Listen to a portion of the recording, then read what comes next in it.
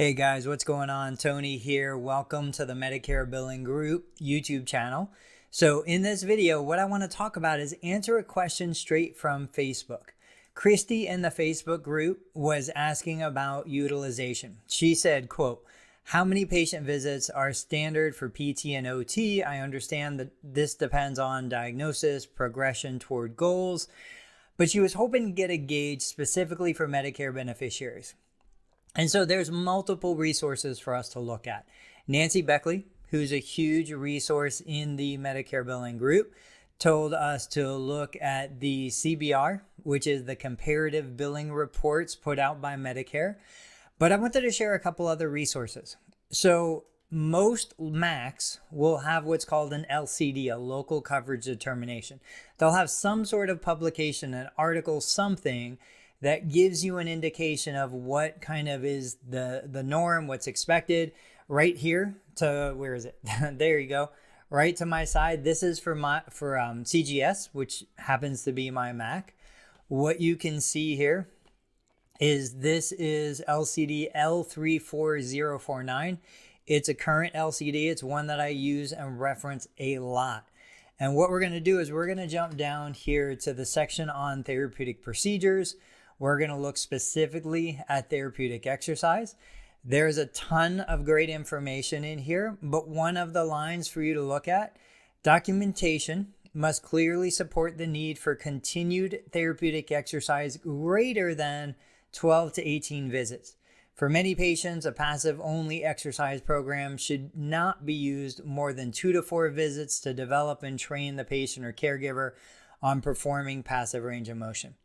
So obviously for us, like I'm an outpatient orthopedic therapist, I will see patients after a rotator cuff repair. We're going to do passive range of motion only based on the physician protocol for up to 6 weeks. Now, there's other things we're going to include in that, but passive range will be a component. So this gives me some guidance to say, okay, I need some added justification within the documentation to indicate why I'm doing more than 2 to 4 sessions. If we keep scrolling down, so now we look at neuromuscular re-education. We've got another indication. Documentation must clearly support the need for continued neuromuscular re-ed greater than 12 to 18 visits. So this is where I want you guys to think about that kind of bell curve. What Medicare essentially is saying here is that 80%, the center of the bell curve, is going to fall within 12 to 18 visits. If you've got a high-functioning, high-level individual, they might get 2 or 3 sessions. If you have a more medically complex, lots of comorbidities, lots of complications, that individual might fall on the higher than 18 visit side. You need documentation to support that medical necessity, but this gives us some objective information. You can see here aquatic therapy, and I'm not going to go through them all.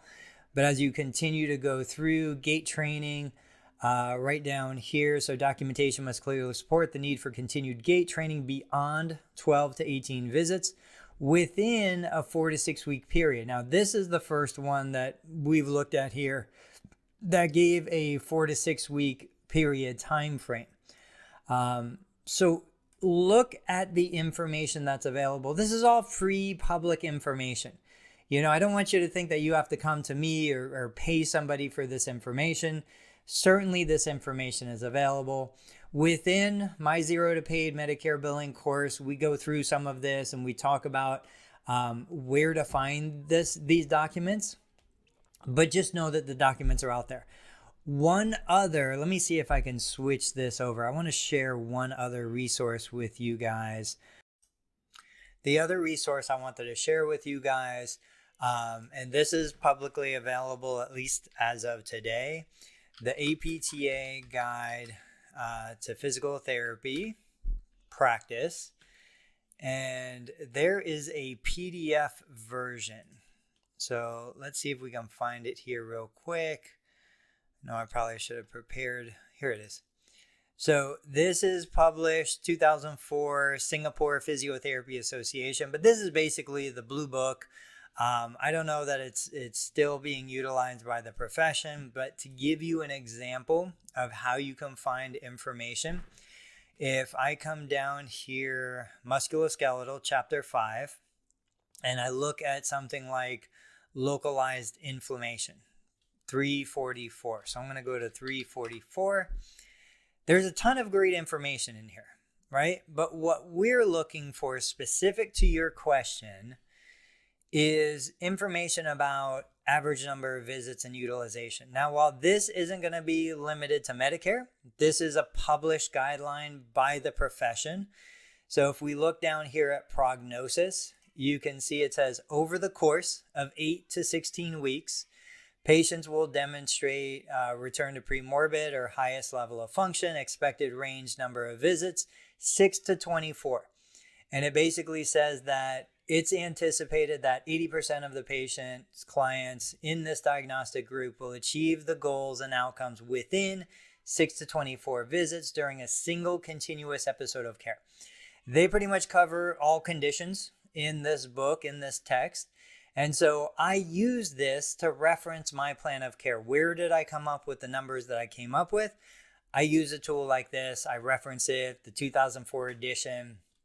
So I just want you to know that while yes, Medicare has great resources out there, you can also look within the professional literature, the textbooks that we use. And even if it's not an OT textbook, I think it would still kind of carry into the other professions. So guys, I hope this was useful. If this helped you in any capacity, do me a favor, like the video, subscribe to the channel, and watch some of the other content because I'm trying my best to get information out there that nobody else is sharing right now. So as always, guys, thank you for your time. Thank you for your view time minutes, and I'll see you on the next video.